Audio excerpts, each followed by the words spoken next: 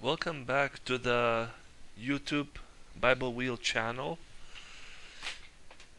I'm going to talk about the comparison between 1 Kings 8 and the 8th book of the Bible, the 8th book of the first cycle of 22 books, which is the book of Ruth, and later on the 8th book of the second cycle, Amos 30.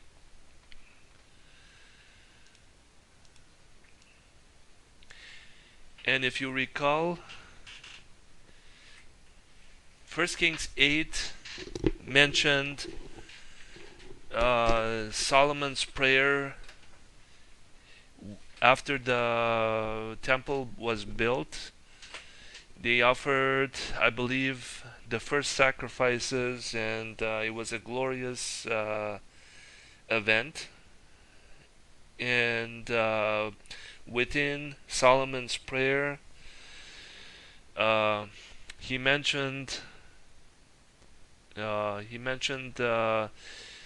situations where if Israel had left or turned their back on God, and God would send them some calamities, and in their calamities, he says, when they turn back to towards this temple, set their face towards this temple and pray wherever they are, even in distant lands.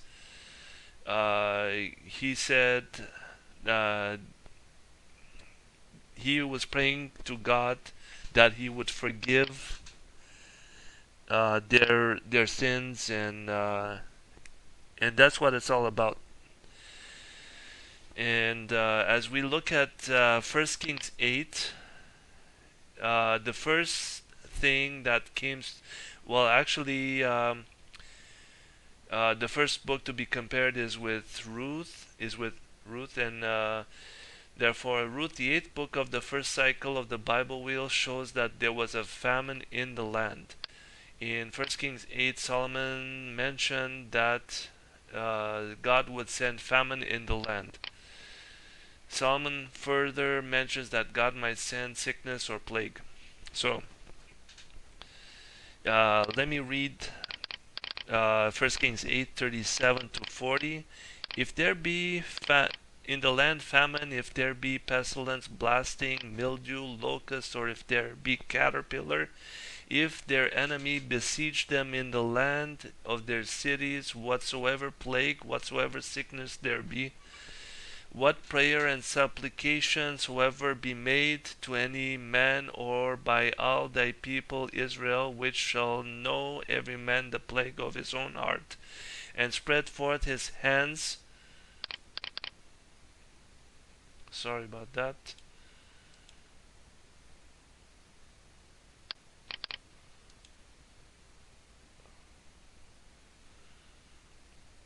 Toward this house, hear thou in heaven thy dwelling place, and forgive and do, and give to every man according to his ways, whose heart thou knowest. For thou, even thou only, knowest the hearts of all the children of men, that they may fear thee all the days that they live in the land which thou gavest unto our fathers. Okay. I've mentioned in another video that Mahlon, I'm reminding you, that the name Mahlon comes from the word sick, which if I can pronounce it right, is Mahala or Machala. And in Ruth, it does mention in the first verse as the introduction in Ruth chapter 1 that there was a famine in the land, and Mahlon was one of the sons of Ruth, and his name means Machala, and he eventually died.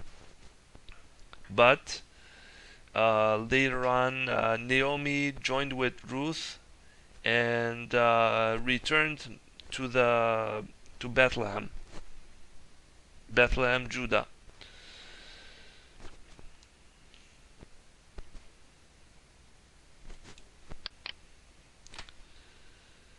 In other words, there was a,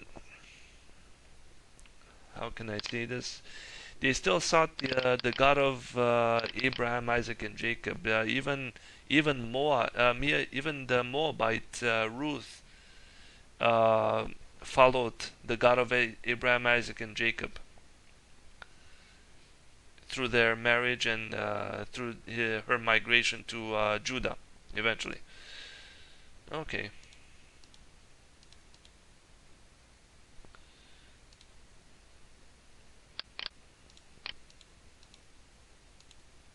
Okay.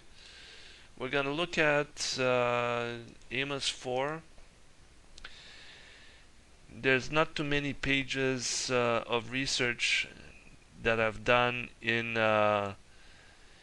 between these books and chapters because uh, it's only recently that I've started to search not only the words of the King James Bible but also through their concordance numbers because a word can be translated into English.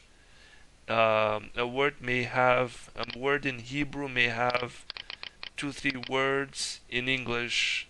So I wanted to have the root of the word and to be able to compare uh, the roots of the words, yeah, and so on.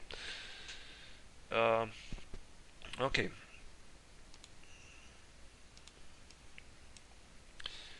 Amos, this one has to do with pestilence, blasting, mildew. This is the continuation of 1 Kings 8. But actually, okay, this is referring to Amos and not Ruth.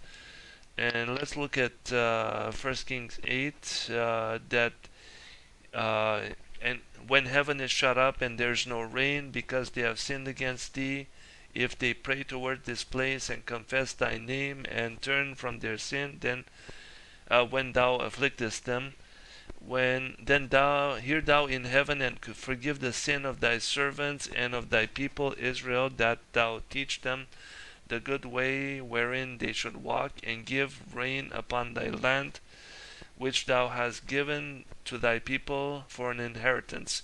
If there be in the land famine, if there be pestilence, blasting, mildew, locust, or if there be caterpillar, if their enemy besiege them in the land, or there is whatsoever plague, whatsoever sickness there be. Okay. In other words, if they confess, forgive their sin, and so on.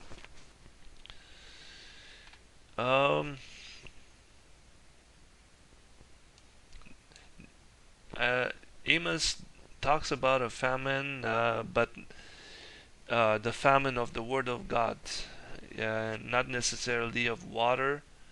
There was a drought. Anyways, let's continue. Amos 4. This is an interesting one. It's like a direct response to 1 Kings 8.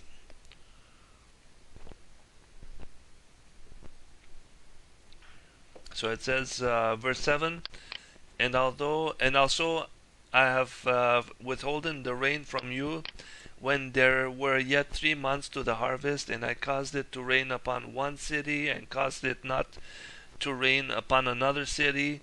One piece was rained upon, and the piece whereupon it rained not withered. So 2 or 3 cities wandered unto one city to drink water, but they were not satisfied. Yet have ye not